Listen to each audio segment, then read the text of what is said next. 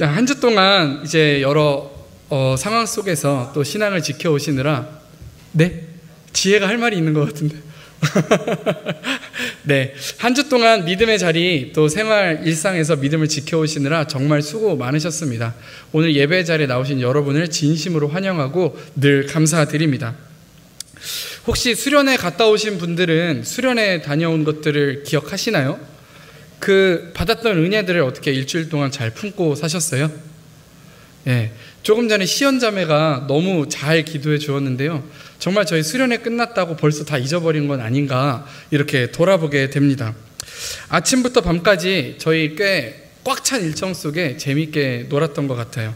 말씀 듣고 교제했던 시간들도 있었고, 또 밤에 울면서 기도하면서 결단했던 시간들도 있었습니다. 그런데 솔직히 수련회 끝나고 딱 교회에 와서 뭐 수련회 간 분만이 아닐지라도 수련회 안 간 분들도 지난주 은혜가 기억나시나요? 한 주 동안 제가 일상을 살아가면서 정말 이 마음을 지켜나간다는 것, 우리가 받았던 은혜를 계속해서 지켜나간다는 것은 정말로 쉽지 않은 일입니다. 현실 속에서 진짜 이 주일날 나와 있는 이때 말고 현실 속에서 신앙을 지키는 일은 늘 쉽지 않습니다. 그제 저희가 기도 모임을 또 가졌는데요, 한 형제는 이런 고백을 했습니다. 수련회 때 너무 좋았고 은혜를 받았는데, 그래서 빛을 막 여기저기 내 빛을 전파하겠다 생각했는데 직장에 가는 순간 여기는 안 된다라고 생각했다. 사실 우리의 삶이 그런 것 같아요. 현실로 나간 순간 우리가 받았던 은혜를 지켜나가는 건 정말 어렵습니다. 바쁘고 피곤한 일상 속에서 그 뜨거운 결단들이 사라지고 다시 무거운 마음이 드는 게 사실입니다. 여러분, 그럴 때 우리가 잊지 말아야 하는 한 가지가 있습니다. 그것은 바로 우리가 공동체라는 사실입니다. 함께 같이 해볼까요? 우리는 공동체입니다. 그렇습니다. 우리는 혼자가 아닙니다. 이 마음을 지켜나가는 데 있어서 내가 혼자가 아니고 옆에서 함께 해주는 사람이 있다고 생각하면 조금 마음이 가벼워지겠죠. 그 사실을 떠올리면 우리가 조금 일상에서 믿음을 지켜나가는 게 쉬워질지도 모릅니다. 오늘 저희들은 함께 믿음의 공동체에 대해서 이야기를 나누고자 합니다. 사실은 이 공동체라는 말 되게 부담스러운 말이기도 합니다. 내가 이 공동체를 잘 지킬 수 있을까? 내가 정말 이 공동체에 잘 속할 수 있을까? 하는 그 부담감이 저희 마음속에 들어오기도 합니다. 하지만 걱정하지 마시기 바랍니다. 오늘 말씀을 통해서 나 한 사람이 공동체를 이루어가는 일이 생각보다 그렇게 어려운 일이 아니라는 것을 알게 되실 거예요. 그렇게 거창하고 무거운 일이 아니라는 것을 이 시간 함께 나누기 원합니다. 네, 잠이 몰려오는 지체들 다시 한번 깨어라, 일어나시기 바랍니다. 오늘 본문에서 베드로는 우리에게 깨어라, 근신하라 이렇게 말합니다. 우리가 운전을 시작하면 일단 운전이 시작된 그 이후에는 운전하는 내내 완전히 깨어 있어야 사고를 피할 수가 있습니다. 우리 신앙의 여정도 운전하는 것과 같습니다. 늘 깨어 있어야 합니다. 깨어 있지 않으면 순간순간 다가오는 사고와 순간순간 변하는 길에 유연하게 대처할 수가 없습니다. 이제 우리가 믿음 생활을 한다면 단 한시도 쉬지 않고 저희들 깨어 있어야 합니다. 정말로 하나님 앞에 깨어 있어야만 합니다. 이 깨어 있음이 단순히 나만을 위해서가 아니라 우리 공동체를 위하는 일이라는 것을 오늘 말씀을 통해서 또 나누기 원합니다. 오늘은 이 믿음의 공동체가 어떻게 서로를 지켜가고 우리 각자의 신앙이 어떻게 우리 전체를 보호하는지 그 이야기를 살펴보려고 합니다. 여러분, 집중하실 수 있으시죠? 졸립지 않으시죠? 네, 저 빨리 끝내볼 테니까 그러면 또다시 말씀으로 이제 가벼운 마음으로 한번 들어가 보도록 하겠습니다. 저희 말씀을 한번 다시 띄워주세요. 네, 저희 한번 같이 제가 스탑할 때까지 같이 읽어보겠습니다. 시작! 근신하라, 스탑! 여기까지입니다. 근신하라, 깨어라. 그렇습니다. 운전자의 부주의는 큰 위험을 초래하죠. 음주하지 말라는 이유, 술 마시고 운전하지 말라는 이유는 그런 데에 있죠. 눈으로는 보고 있어도 행동하지 못하게 되기 때문에 졸아서도 안 되고 음주해서도 안 된다, 저희들 이야기합니다. 깨어라 라는 것은요, 최고의 컨디션을 유지하는 걸 말합니다. 만일 운전할 때 잠들지만 않으면 된다라고 생각하고 운전한다면, 자는 상태만 아니면 되지 하고 운전을 한다면 아마도 큰 사고를 면치 못할 겁니다. 이것을 우리 믿음 생활에 적용하면 이렇게 해석할 수 있습니다. 단지 교회에 다니는 것만으로는 안 됩니다. 단지 그냥 잠들어 있는 상태가 아닌 것만으로는 안 됩니다. 온전한 정신을 가지고 완전히 깨어 있어야만 합니다. 깨어 있다는 것은 저희가 이번 수련회 주제 때 나눈 것처럼 저희가 받았던 은혜들을, 우리 마음속에 지펴진 불을 단 한시도 꺼뜨리지 않고 계속해서 지켜나가기 위해 노력하고 애쓴다는 것입니다. 이처럼 믿음 생활도 단지 그냥 교회만 다니면 되는 게 아니라 우리가 하나님 앞에서 누릴 수 있는 최고의 컨디션, 최고의 믿음의 상태를 유지하는 것, 그것을 바로 깨어있는 상태라고 말합니다. 이 시간 저희들 다시 한번 결단하기를, 저희들이 온전히 깨어있는 청년들 되기를 소원합니다. 우리 계속해서 말씀을 읽겠습니다. 말씀을 또 한번 읽어보겠습니다. 저희 아까 읽은 데 뒷부분에서 다시 시작해 볼게요. 시작. 아멘. 여기까지입니다. 오늘 말씀을 하나씩 뜯어보면서 말씀을 보고자 하는데요. 너희 대적이라고 합니다. 여러분, 대적이 있으세요? 혹시 나의 주적이 이 청년부 안에 있다 하시는 분 계세요? 그러지 않기를 바라시고요. 정말 인생을 살면서 우리가 적이라고 할 만한 사람을 만들기는 의외로 그렇게 쉬운 일은 아닙니다. 정말 적분을 만나는 것은 어려워요. 우리가 군인이라면 그럴 수 있겠죠. 정말로 전쟁에 나간 군인이라면 그럴 수 있겠지만, 혹은 우리가 어느 정도 권력의 정점에 있어서 나를 끌어내리려는 사람들이 주변에 있다거나, 그런데 여기 그럴 정도의 사람은 저희들은 없는 것 같아요. 저희들 주변에 적군을 만나는 것은 참 어렵습니다.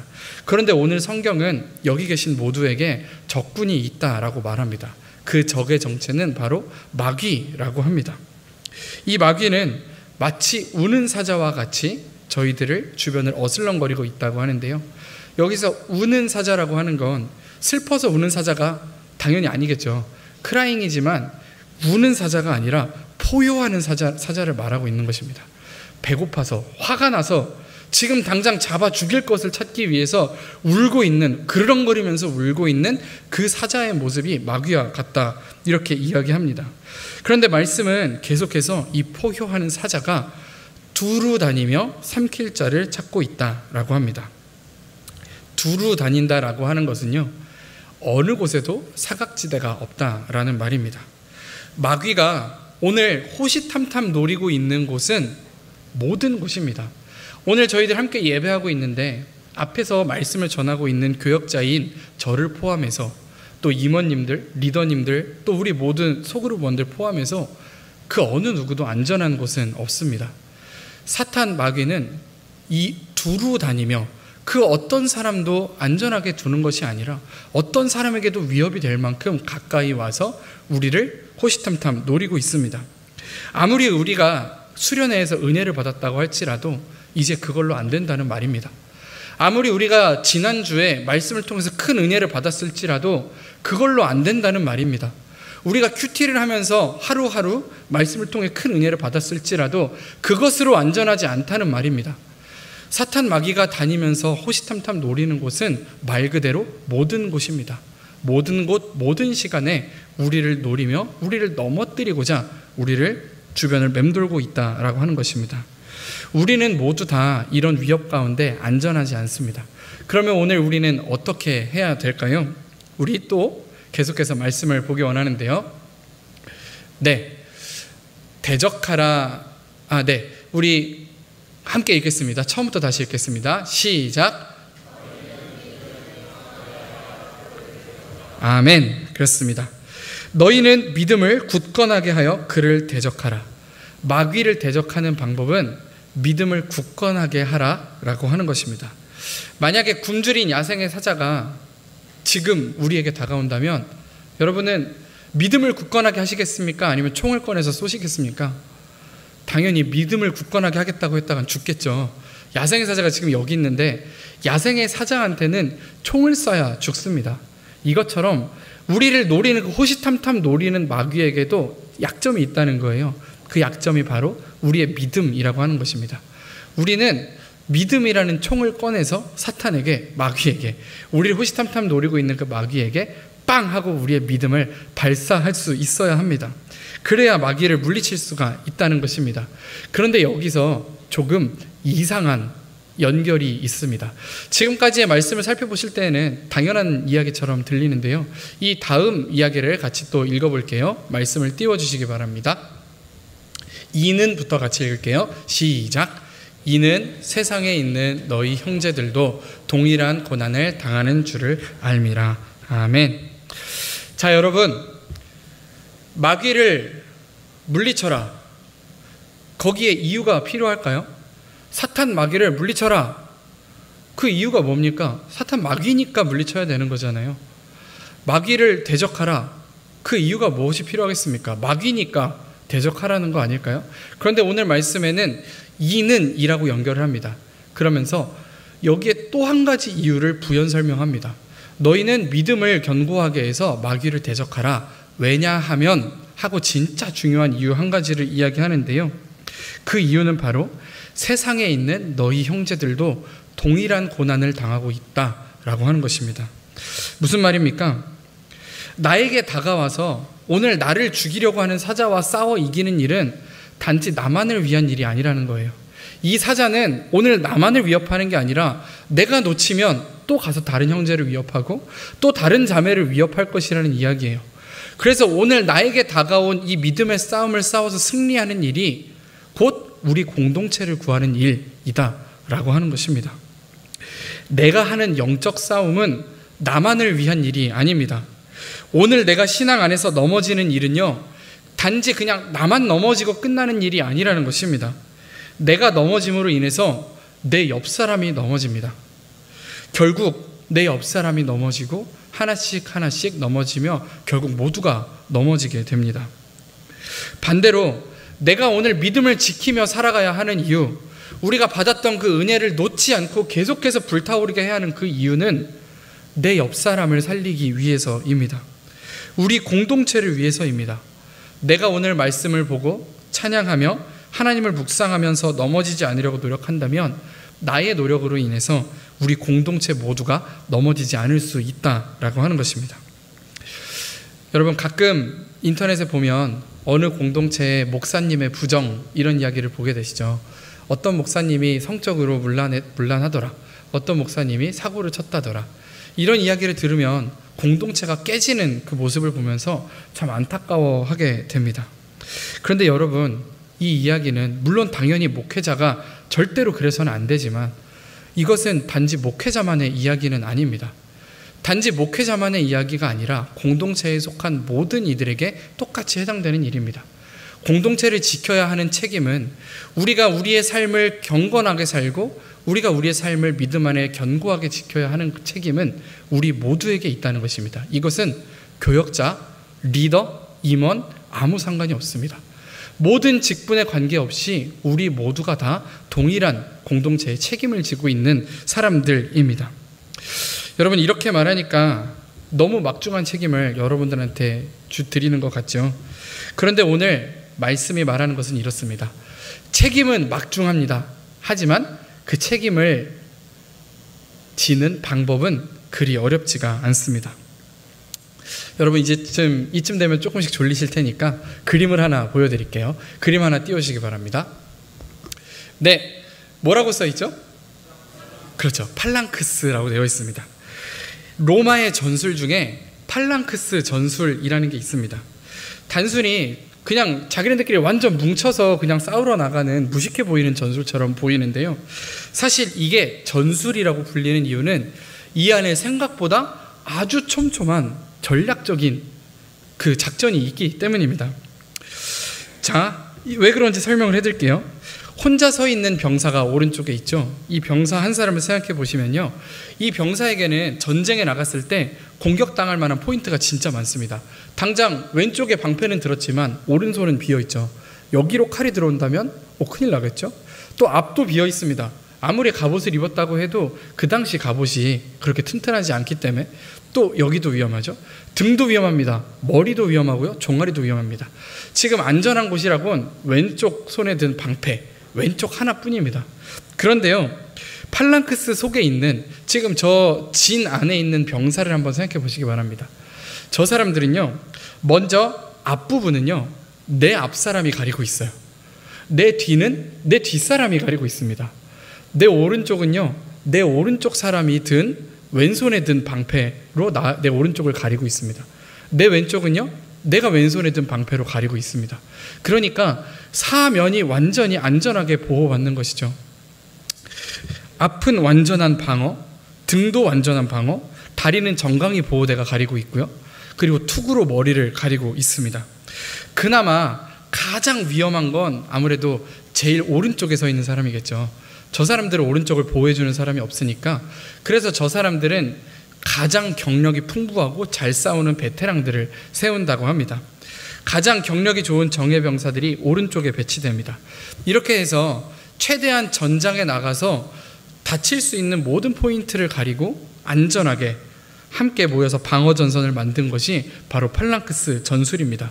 이 팔랑크스 전술을 통해서 로마는 실제로 많은 승리를 거두었습니다. 그런데 이 전술에는요, 정말 천혜의 요새와 같이 튼튼해 보이는 이 전술에도 단점이 하나 있습니다. 유일한 약점은 바로 한 사람이 무너지면 다 무너진다라고 하는 것입니다. 도망가면, 만약에 한 사람이 도망간다면 그 사람만 위험한 게 아닙니다. 한 사람이 도망가는 순간 팔랑크스 내부로 들어와서 모두를 무너뜨릴 수 있게 됩니다. 그만큼 한 명 한 명이 가지고 있는 중요도가 아주 높다라고 하는 것입니다. 여기에는요, 계급도 없고요, 여기에는 위아래도 없습니다. 모든 사람이 각자 똑같은 책임으로, 각자 똑같은 중요도로 공동체를 지키고 있는 것입니다. 그런데 이 한 사람이 이 공동체 전부를 지키기 위해서 노력할 필요는 없습니다.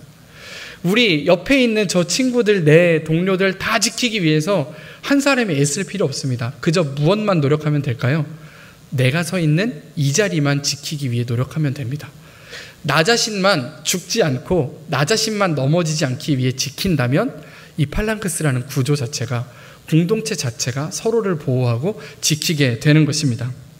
여러분, 이게 바로 공동체의 힘입니다. 예수님처럼 모든 인류의 짐을 내 어깨에 지고 책임지실 필요 없습니다. 우리 사랑하는 보강중앙교회 청년 공동체를 지키기 위해 리더로서, 임원으로서 또 내가 이 모든 것을 책임지고 나아갈 필요 없습니다. 그냥 내 믿음 하나만 온전히 지켜내도 내가 오늘 들고 있는 방패로 내 옆 사람이 보호받고 내 옆 사람이 든 방패로 내가 보호받는 것입니다. 때로 내가 위험에 처해도 앞뒤 사람들이 나를 일으켜주고 나를 세워줍니다. 우리는 서로가 서로에게 의지할 만한 방패가 되어주고요, 넘어지지 않도록 일으켜 세울 수 있는 믿음의 동료들입니다. 언젠가 제가 결혼을 하면서 이런 이야기를 들은 적이 있어요. 2분의 1 곱하기 2분의 1은 4분의 1이다. 하지만 1 곱하기 1은 1이다. 이게 무슨 말일까요? 홀로 서기를 하지 못하는 사람 둘이 만나면 서로 더 마이너스가 된다는 것입니다. 2분의 1 곱하기 2분의 1은 4분의 1입니다. 하지만 홀로 설 수 있는 두 사람이 곱해진다면 완전한 하나가 될 수 있는 것이죠. 오늘 이것을 저희 믿음의 공동체에 대입한다면 이렇습니다. 저희 한 사람 한 사람이 온전한 믿음을 가지기 위해 노력한다면 더더욱 우리 공동체가 하나가 될 가능성이 높다라는 것입니다. 여러분, 제가 오늘 장황하고 길게 이렇게 설명을 드렸지만 결론은 이렇습니다. 여러분, 우리 공동체를 지키기 위한 책임이 우리 모두에게 있습니다. 하지만 부담 가지지 마십시오. 오늘 말씀에서 말하고 있는 것은 여러분 한 사람의 신앙을 지키기 위해 노력해야 한다는 것입니다. 그것이 공동체를 지키는 일이고 그것이 우리 모두를 세워나가는 일이라고 하는 것입니다. 우리 예수님께서는요, 우리를 개개인으로 부르시지 않고 공동체로 부르셨습니다. 우리 다시 한번 10절의 말씀을 한 목소리로 같이 읽겠습니다. 시작. 모든 은혜의 하나님 곧 그리스도 안에서 너희를 부르사 자기의 영원한 영광에 들어가게 하신 이가 잠깐 고난을 당한 너희를 친히 온전하게 하시며 굳건하게 하시며 강하게 하시며 털을 견고하게 하시리라. 아멘. 자, 여러분, 그리스도 안에서 너를 부르사라고 합니까? 맞아요? 아니죠. 그리스도 안에서 너를 부르사가 아니라 너희를 부르사라고 이야기하고 있습니다. 사랑하는 여러분, 하나님께서는 오늘 이 어렵고 힘든 삶 가운데 지치고 힘든 일상 가운데 우리를 그리스도인으로 부르셨습니다. 그런데 우리를 부르실 때요, 결코 우리를 한 사람 한 사람으로 부르지 않으시고 우리를 공동체로 부르셨습니다. 우리가 이 공동체를 지켜나갈 때에는 모두의 책임을 나 한 사람이 지려고 하는 것이 아니라 나 한 사람만 온전히 먼저 하나님 앞에 서려고 노력할 때에 우리가 서로를 세워나갈 수 있는 줄을 믿습니다. 우리 믿음 생활을 하면서 때때로 넘어지고 죄를 짓습니다. 하지만 우리가 공동체 안에 있다면 쉽게 무너지지 않습니다. 우리는 공동체입니다. 하나님께서 이렇게 모인 공동체에게 큰 도움을 주십니다. 오늘 저희들이 방금 읽은 말씀처럼 하나님께서는 친히 우리를 온전하게 하시고 친히 우리를 굳건하게 하시고 강하게 하시며 우리가 서 있는 터를 견고히 세워나가실 줄을 믿습니다. 나를 세우는 것이 내 옆 사람을 세우는 일입니다. 결국 우리 서로 방패가 되어주며 살아가는 우리 청년부 공동체 모두가 되기를 원합니다. 오늘 이 믿음을 가슴에 새기고 우리가 서로를 위해서 노력하고 기도하고 섬기며 깨어서 하나님의 영광을 위해 함께 살아가는 우리 모두가 되기를 간절히 소원합니다. 우리 마지막으로 이렇게 서로에게 인사할까요? 다시 깨어라 이렇게 인사하겠습니다. 깨어라. 아멘. 저희 인사한 것처럼 이번 한 주 동안 살아갈 때에도요, 정말 우리 믿음 안에서 깨어서 살아가시는 여러분들 그리고 우리 공동체 되기를 간절히 소원합니다. 함께 기도하겠습니다. 사랑의 하나님, 오늘 저희가 함께 모여 말씀을 나누며 믿음의 공동체로서 서로를 지키는 책임을 되새기게 하심을 감사드립니다. 저희가 개개인의 신앙을 온전히 지킴으로써 공동체 전체가 굳건히 서게 하시고 서로가 서로의 버팀목이 되며 서로의 방패가 되며 하나님께서 우리를 부르신 일상의 소명을 감당하게 하여 주시옵소서. 세상 속에서 우는 사자처럼 다가오는 유혹들과 시험을 이겨낼 수 있도록 저희들을 굳건하게 하시고 깨어 하나님의 영광을 위해 살아가는 모두가 되게 하여 주시옵소서. 이 모든 말씀 우리를 지키시는 예수님의 이름으로 기도드립니다. 아멘.